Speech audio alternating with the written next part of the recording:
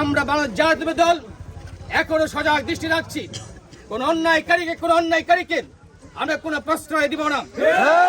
আপনারা যদি এভাবে চলেন, এভাবে বিশৃঙ্খলা সৃষ্টি করার চেষ্টা করেন এবং আমাদের উন্নয়ন, আমাদের কোনো বাধা সৃষ্টি করেন যে কোনো বিষয়ে, আমরা কিন্তু আপনাদেরকে আর কোনো ব্যাপারে ছাড় দিব না। আপনারা আপনাদের নেত্রী কিন্তু পালিয়ে গেছে। এদেশে ফ্যাসিস্টেরা কারো ফ্যাসিস্ট তৈরি করেছে, ফ্যাসিস্ট সরকার পালিয়ে গেছে। আপনারা যারা আনাগুনা করেন, আপনাদেরকে সাবধান করতে চাই। আপনারা এলাকায় বসবাস করেন, আমরা চাই শান্তিভাবে বসবাস করবেন।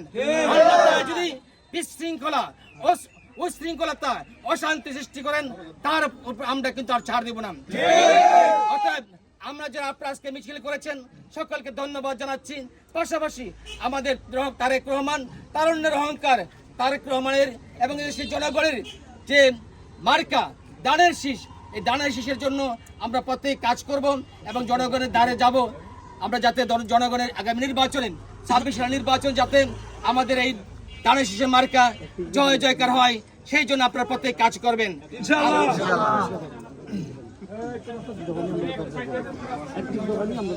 আর আমাদের চলতেছে আমাদের আগামী দিনের রাষ্ট্রনায়ক তারেক রহমানের যে 31 দফা আছেন, সেই রাষ্ট্র কাঠামোর 31 দফা আপনারা প্রত্যেকেই এই প্রত্যেক 31 দফার যে দফা আছেন, এগুলি প্রত্যেকের গোড়দোড়ায় পৌঁছে দিবেন, সকলে ভূমিকা রাখবেন।